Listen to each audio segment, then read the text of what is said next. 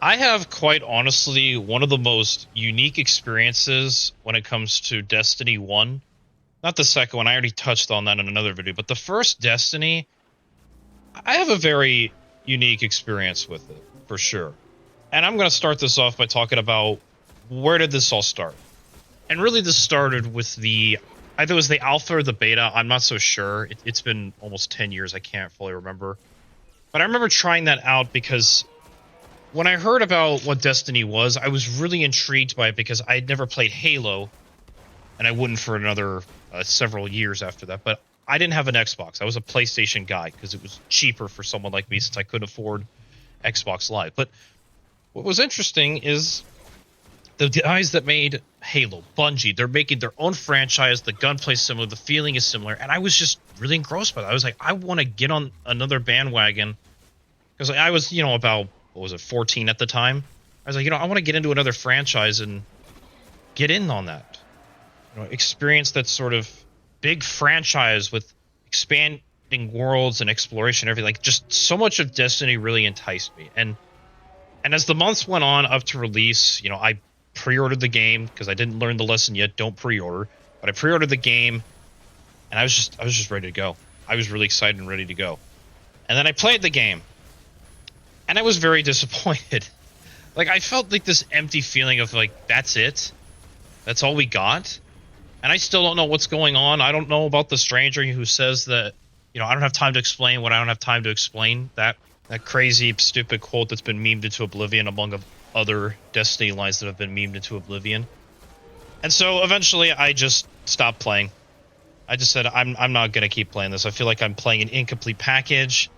And in retrospect, that actually I think was the start of my sort of transformation to stop pre-ordering games and giving it to that early access model. But that's a subject for another time. But regardless, I heard a lot of praise from friends that I knew that, the two new expansions that were coming out, the House Below and the House of Wolves, which I decided, you know what, I'll buy those DLCs, give those a fair shot, and we'll see what happens.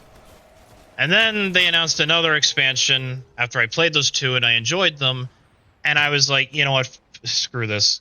I don't want to do this anymore. It feels like I'm just not getting a complete package again. I keep going to that because that's how it was in my mind. And so for the longest time, I basically walked away from Destiny 1, and Destiny 2 sort of became the game I gravitated towards as that was coming out and I was getting on that train.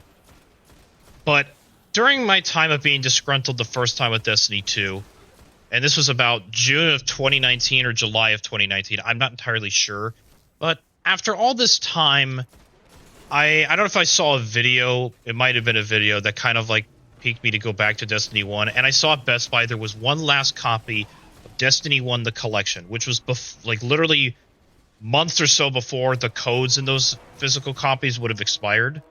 And I basically just got Taken King and Rise of Iron, got all the DLCs, and I decided, you know what, I'm going to play this game, give it another try, see where it's at, and we'll go from there. And what I was surprised at that is that there was plenty of people playing this game. Even at the time, there was still like a huge, small community, even outright new players playing it, which I think that comes down to, there's like a demo. I don't know if this is still available for Destiny 1, but there was like a demo that you could play that would allow you to play the game up to a certain level. And I'm not going to lie, I had a lot of fun. Because, there's no more updates coming out. Everything's done and dusted. They've moved on to the second game. But I was genuinely surprised how much I was enjoying Destiny 1 at that point. Like, there was so much content. I mean, dear God, there was a lot of content in this game. And I just kept playing it on and off. And eventually, I would get into the raids.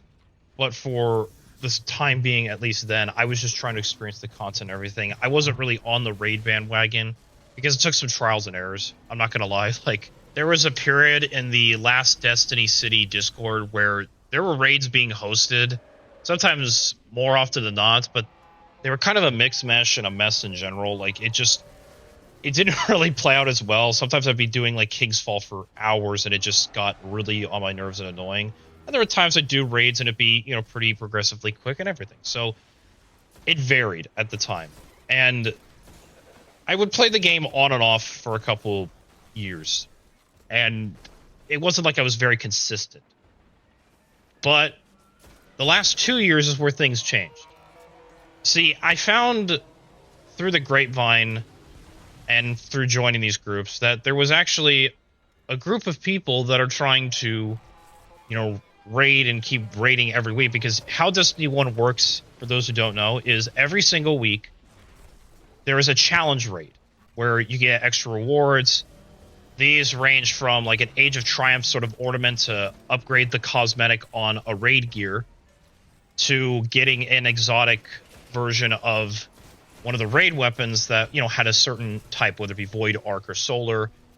And it just, it's unique rewards that the raid gave you. And sometimes you'd even get a ship, a shade, or a ghost shell. Like all these cool, unique rewards that you get. And it's obviously in the luck of the draw. It all depends on if you're lucky or not. There's no, I don't know what it's called in Destiny 2. What is it? Raid protection or something, or whatever it's called, that pretty much eventually will guarantee you to get that drop. In Destiny 1, it's all luck of the draw, whether you're lucky or not. And it's addicting in a sense, but with how much I've done it over the last 2 years, I've basically gotten nearly everything. But back on track, I found a group of people, and they have their own Discord and everything, but we basically participate in the weekly raids. And nearly every week, they set up about 3 of them, and we do it like 3 times a week. But I only do it once just because, I don't know, I'm not that strongly feeling about Destiny. But I'm strong enough to participate like once in a week. And at this point, it's just at this point with where it is now, it's more of the camaraderie that I like more than the raid itself. I mean, there's times I'll skip Kingsfall, because Kingsfall, the last encounter is just, it's really just a mess, and it can just be, again, a luck of the draw if it's actually going to play well or not. And it just all depends. I mean, sometimes I've done a Kingsfall raid in less than an hour, and then there's other times with, I think, not necessarily recently, but in hindsight, where it took quite a bit of time. I mean, it's Kingsfall's this week, so I don't know if I'm going to maybe go through with it, but we'll see. But the point I'm trying to get is that right there is why I still play Destiny 1. Is not only have I found a group of people that still play raid weekly, but the time that I've spent with Destiny, even to this day, when I participate in some activities and I did stuff in there, it didn't feel like it was wasting my time. Destiny 2 has the flaw and problem of wasting your time in such the dumbest ways possible. And again, my previous video explains why that is. Destiny 2 is literally made to make money, and it's only imploding on itself further and further as time goes on. But Destiny 1 is still there. And the servers, I don't think, are going to be shut down, because they weirdly run on Destiny 2 servers as well. Like, they're all under the same sort of infrastructure. So whenever Destiny 2 servers go for maintenance, Destiny 1 servers also go for maintenance. So it doesn't really cost Bungie much to run them. Now, at any point, they could shut them down. I'm not saying they will never do that, but at any point, they could. And everything that we paid for could be completely kaput. But even to this day, it's still active. I mean, what was it, almost a year ago, they finally discounted the digital version of Destiny 1. Like, they put it on a temporary discount.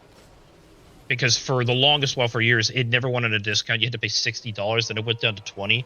So I snagged myself a digital copy, because why not? But then eventually they made it permanent a couple months ago. I think it was like some point last year. They made it permanent. And now it's only $20 to buy the game. Like, if you don't like Destiny 2 because it's so overwhelming, there's so much to do and so much to understand, and you just don't want to spend that much money, but still like the feeling of Destiny. If you have a PlayStation 4 or Xbox, sorry PC people, we don't have it yet. Let's wait on emulation and see what happens. Go buy the collection on the store. $20, you get at least 100 plus hours of content. The servers are still active. There are people still playing. So really, you have not much to lose when playing this game, really. It's not like it's, you're playing a game with only a select dedicated hardcore group of people. I mean, it is still less players than normal, but it's still vibrant. It still has people playing and engaging. There is no Trials or Iron Banner. You can get some of the Trials rewards in Crucible by doing certain bounties. Like, Trials weapons are static rolls, so you don't have to worry about getting God rolls, but you basically do like these bounties in Crucible where you kill, 50 people with a certain weapon. Or I do know that there's like other sort of supremacy kind of bounties to where you could get like the Trials banners, but to get the Trials armor and Iron Banner armor, because the same rule applies to Iron Banner weapons as well. Though Iron Banner weapons, I think, are more random rolls. It's just the Trials that are static. But the armor is gone, unfortunately. Unless they decide to one day bring them back, but I doubt it. It's Bungie we're talking about. But still, it's still alive. You can still play it. There's still people to play with. When you go to the tower, you're going to see people walking around and enjoying themselves. Because there's something that Destiny 1's tower has that Destiny 2 doesn't really have before. But the primary thing with Destiny 1 and why it's better than 2, at least in my eyes, is despite all the enhancements and everything that 2 offers, 1 doesn't waste my time. When I play Destiny 1, I know what I'm getting myself into. I know for a fact that I'm going to be playing a game that I can set aside at any point and still come back and still experience the same thing without feeling like I'm playing a game of catch-up or having a fear of missing out, FOMO. Kind of the other reason why I like Warframe, but that's a topic I've already touched on. But regardless, that's what I think is its strength, is having that sense of just, I am playing a game where every single hour I play, I'm getting something of worth. Even though it may not be completely conventional, or rather always the case, but still I feel like it's much, much more worth my time to go back and play that game. And really, that's all of this. As much as I wish vaulting was a thing in Destiny 1, because trust me, there's moments where I've jumped and I've missed the ledge and it's pissed me off. Seriously. I'm just laughing thinking about it because I can hear myself screaming at the bike down me, screaming, "You bitch! Why didn't you grab the ledge? It's right there!" Which does go back into the camaraderie I have, because I'm having some memories coming out about we were doing a vault of glass and I couldn't jump for shit. And I kept just like, and even Kingsfall, actually, now I'm bringing up this, I'm having all these memories coming out. And keep in mind, this isn't nostalgia. I've been doing this for the last 2 years. This isn't like, 10 years ago back in the day. This is 2 years. I have memories from 2 years. The part in Kingsfall where you have to jump on the ships that appear, to this day, on a Warlock, I still can't make those jumps. And I would have made those jumps if I had vaulted. But that's some of my stories and experiences, and I can touch on it in a future video if people are really interested. But overall, that's really my experience with Destiny 1, and just talking about it, it's just a nice feeling to have. It's a nice thing to experience, a reason as to why I love gaming so much. So anyway, that's pretty much all I wanted to talk about in this video. A little on the longer side, but I just really wanted to get a lot off my chest about Destiny 1, because I think, and this is talking about future videos, I definitely want to talk about more about my experiences with each sort of game and franchise I've played. Some of them more in depth than others. Call of Duty, I probably will need to do each game individually, which that goes all the way back to Call of Duty 2. Skipping COD 3, because COD 3 was console exclusive and I never got a chance to play that. But yes, I did play the original Call of Duty 2 at one point. But I definitely don't mind digging into those memories if you guys are interested. So yeah. Anyway, feel free to like, comment, subscribe, hit that notification bell to know when I'm posting. This video will be going up live 9 p.m. Central Time. I'm starting to finally see, I think the night is the best time to post these videos. It seems to get more traction a bit. But I'm also wanting to put a little goal for everybody. I'm now at 87 subscribers. I would love to reach 100 by, let's do the end of this month. I want to hit 100 subscribers by the end of this month and see what happens next. So anyway, I'll see you guys Thursday.